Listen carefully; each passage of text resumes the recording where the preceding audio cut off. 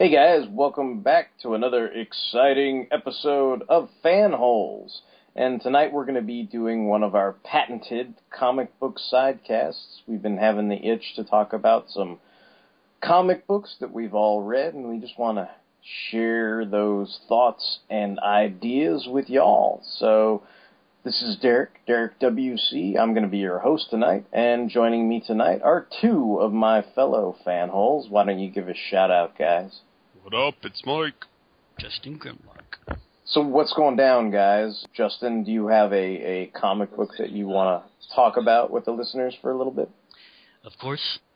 You guys know I like a lot of Golden Age and pulp-esque heroes, and I've been enjoying just about everything Dynamite has been publishing in that kind of genre.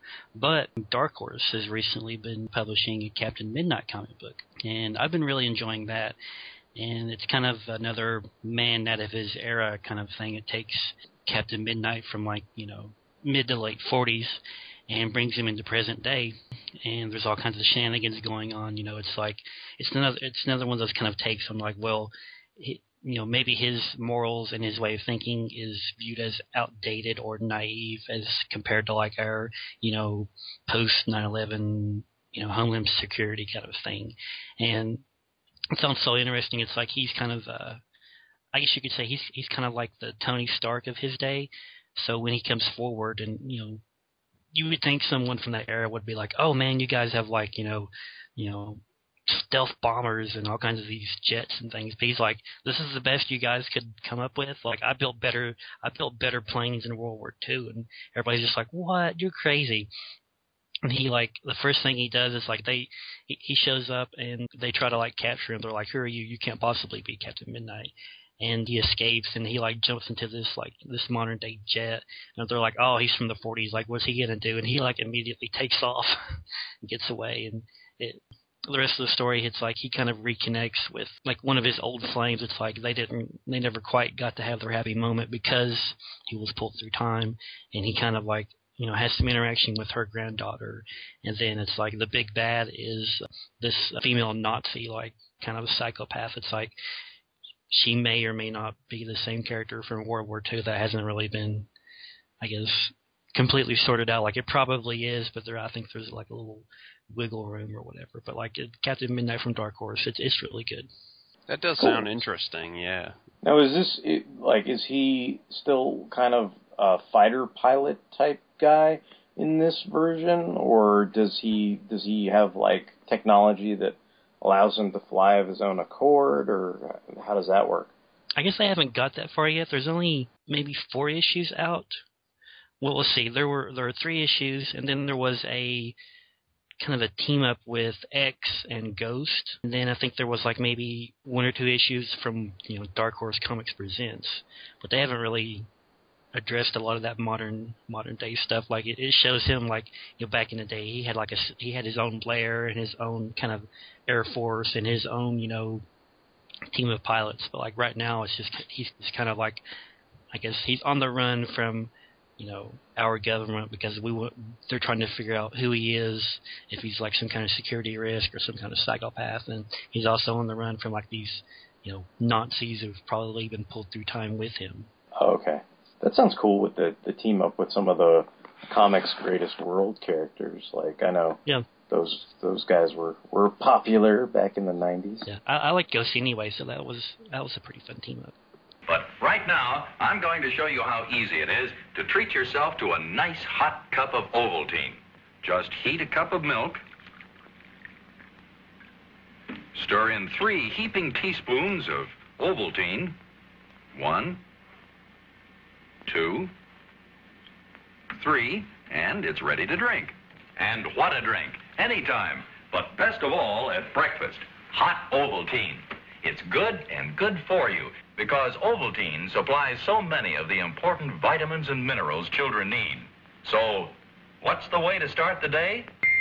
Hot Ovaltine, that's the way to start the day. Cool. What about you, Mike? Is there something that you want to talk about in terms of comic books with the current listeners? Well, as of this recording, Scarlet Spider only has 2 issues to go, And I'm kind of sad it's ending, but I guess him and some of his like supporting cast are moving over to Chris Yost's, what I like to call New Warriors or whatever book that's going to be launched, I think like early next year or whatever. I'm glad now that we for a show we actually like read some of the new Nova comic, because like I guess the new Nova is going to be on that team too. So I'm like, oh good, well now I have someone else there, and Justice and Speedball will be there too. So I've never been a huge... Yeah, it was weird. I didn't recognize like the entire lineup myself. Like, yeah, I was kind of looking at the it seems like a lot of new characters here. Like aside from like Nova, Justice, Speedball, Scarlet Spider, and Scarlet Spider's like sidekick Hummingbird, like the rest of them look like new characters. I don't know, like I've never been a huge like New Warriors fan. Like I know Brian is. It's like I'd be buying the book for Scarlet Spider basically. So I hope it's good and stuff. And I guess like Chris Yost has been like sort of hinting like Scarlet Spider might not have a happy ending for the series. So I'm wondering if it's really actually going to be Kane still like in that book. Like I get like he put that, I'm sure he put Scarlet Spider on that team as like a homage to like Ben Reilly being like on the New Warriors. Yeah, that's what it seemed for like 2 me, seconds or whatever. But yeah, it had some history to it. So, but there's also like people like kind of forget. There's also like that one MVP clone from the Avengers: The Initiative who's still running around in like an Iron Spider suit, calling himself the Scarlet Spider.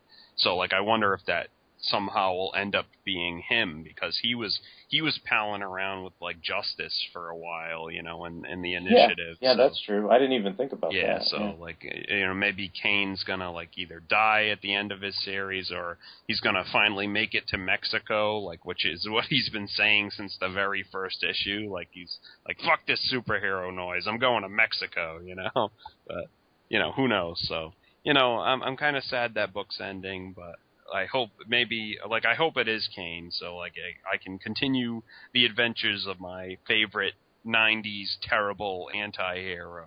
Cool, that sounds good. I mean, I hope that, either the series is resolved in a manner that is acceptable to longtime readers, and then if he does get to carry over into the New Warriors, that you can continue following his adventures in that medium as well. There's one other thing I'd like to mention about like Scarlet Spider, and recently the last issue wrapped up the whole like rivalry with Kraven's family thing that he's had going. And I don't know, like Kraven's continuity kind of makes my head hurt now, because like Kraven apparently knows who Peter Parker is, knows who Ben Reilly was, and knows who Kane is. And I'm like, wait a minute, like how is that possible? Like, I don't know, I'm like, when did that happen? And he's kind of like, oh, when you killed my son and stuff. And I was like, well, who knows? I thought Kane and like, whatever that guy's name was, like Vladimir Kravinoff or whatever, like, didn't they fight in the middle of a snowstorm or whatever? And then Kane just like broke his neck or something? Like, who knows that Kane killed him? Like, I was like, I don't know. So the continuity kind of makes my head hurt, and I'm like, it's kind of a weird state of affairs where like Norman Osborn doesn't know that Peter Parker is Spider-Man anymore, but Kraven does. Like, I don't know, it's weird. That is kind of strange. Yeah, but like, do you think maybe like do they try to say like he knew when he killed Spider-Man in Kraven's last hunt, or do they try to allude that he somehow magically found out later when everybody was off in Europe making babies with Gwen Stacy? They don't say anything. It's like Kraven's just like fighting Kane, and he's kind of like, you're not a hero like your brothers, like Peter Parker and Ben Reilly were, and I'm like, how does Kane know this stuff? I mean, how does Kraven know this stuff? I'm kind of whatever. Yeah, like I guess you gotta chalk it up to like, magic. Kraven's a magic undead zombie now or whatever, thanks to Grim Hunt. Because that's why he's been hounding Kane, because he's kind of like, the ritual was done improperly, and like only your blood can like kill me now. So blah blah blah blah blah blah blah. Get him like Skittles, and he like sends Skittles out like a Pokemon or whatever. Skittles Kraven, I choose you. I mentioned it before, but I kind of wish Kane just, like, snapped her neck, too. But all he did was stab her eye out in the most recent issue. I guess that's got to be good enough. Yeah, exactly. Yeah. Have you been reading Scarlet Spider, Justin? Yeah. Do you have any thoughts on what Mike's talking about? Or, like, are you sad the series is coming to a close? Are you looking forward to the ending? Yeah, I'm sad to see it go, too. I don't know if I'll pick up New Warriors yet. I probably will, but that's more of like Brian's territory. I was never a huge New Warriors fan, but like I guess if they put Nova and Scarlet Spider in it, I'll read it. I hope King doesn't die at the end of this last issue, but as far as the Kraven stuff, like I just figured that was like from some story I hadn't read yet, and I figured Mike could tell me about it, but I guess not. Kraven came up, I think, I can chart his entire history, I think, since he came back to life.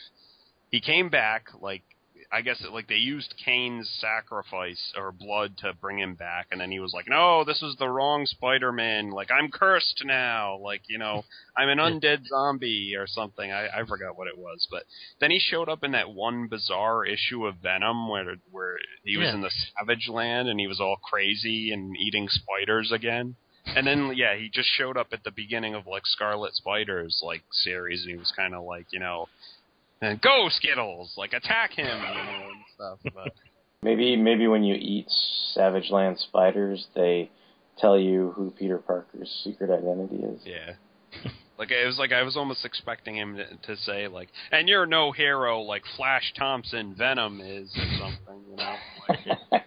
But. Awesome. Yeah, I was interested by the promotional art for New Warriors, you know, just because I probably get a kick out of seeing Justice and Speedball over in the Nova book, and so I was kind of surprised that Nova was going to be, you know, the Sam Alexander Nova was going to be a part of the team. But, you know, maybe the sad ending for Kane is that he just doesn't get to go to Mexico and he's saddled with all these other teeny bopper heroes, you know, Maybe there's a silver lining in the sad ending or something. Or maybe he has to adopt Skittles or something. It's like Kraven's ultimate revenge. He's like, you are now my daughter's legal guardian. Whoa! I don't think I even want to hear your story. All of you must hear the Scarlet Spider story. So I guess for me, one of the books that I wanted to discuss is a mini-series. It's actually a joint project because you know how I like super cool extravagant team-ups between two different heroes. It comes to us from IDW, who is dealing with the Rocketeer side of things, and DC Comics, which is dealing with the Spirit side of things. This is intended to be a 4-issue miniseries. As of now, it's only seen 2 issues released. It is the Rocketeer, the Spirit, Pulp Friction. It's going to be a 4-issue miniseries. The first issue was released during the summer of 2013, so by the time you're listening to this, you know, I'm hoping it will actually be finished. But I guess, you know, Mark Waid does the writing chores on it, and Paul Smith did the art for the first issue. But I didn't do too much research into it, but for whatever reason, Paul Smith was unable to continue with the miniseries. So they turned it over to an artist that he recommended for the second issue, and then I think one of the artists that normally does either the Rocketeer or the Spirit is doing the last 2 issues, but it's still all, you know, based on a script from Mark Waid. And all I really wanted to say about it was it's a really cool team-up. It is definitely a period piece. You know, it starts out with a murder, you know, in the Spirit side of town, but the murderer takes the body and tries to get rid of it in California, so they have to fly all the way out to L.A., and that's, of course, where the Spirit and his supporting cast of characters bump heads with the Rocketeer and his supporting cast of characters. And, you know, there's not really enough praise I can heap on Mark Waid. I mean, it's an expertly written story to this point. It does all the kind of expected tropes, you know. You have the confusion between the Spirit and the Rocketeer that lead them to have a little confrontation and showdown, but you know, eventually they come to an understanding and they're going to be teaming up for the rest of the duration of the miniseries, but it also kind of has the feel of like one of these action comedy buddy cop movies where the two characters are kind of at each other's throats. You know, they don't really warm up to each other right away. It's like Spirit's girlfriend Ellen gives Rocketeer a kiss on the cheek because she thinks he's a good guy for sticking up for his girlfriend. And then, of course, when the spirit goes to investigate, one of the witnesses to the murder is the Rocketeer's girlfriend, Betty. And, of course, Betty is, inspired by the whole Betty Page pinup model craze. So, of course, she's banging, knockout gorgeous. And, of course, she's, falling into the spirit's arms and trying to be all seductive and everything with him. So there's already that kind of weird romantic friction where the character's girlfriends like the sort of opposite character or what have you. There's some kind of fun stuff with Dolan, the police chief commissioner guy who is Ellen's father, because he also comes along for the ride. And, of course, he's, played fairly serious straight throughout most of the story. But the minute he sees Betty, he kind of pulls an, old man Roshi thing where his jaw drops and is like, let me handle the investigations, with his tongue hanging out all Tex Avery style and everything, which I thought was kind of cute. So I just wanted to recommend that. Expertly written by Mark Waid. The art change is a little jarring, and of course it caused delays in the book because it's only now in October that the second issue is being released. But it's still a pretty fun idea. The two characters seem to mesh well within the same period, and I've been really enjoying it to this point. You're right. I like it. All right, guys. Well, this is going to be it for our comic book sidecast. If you liked any of the things we were talking about, please do check them out. We'll have some stuff down on the spindle for you to look at. And until the next comic sidecast, this is going to be Derek WC, signing off. Mike Thunderwing. Justin Grimlock. Peace. Peace with a question mark. Peace? There will be no peace as long as Kirk lives.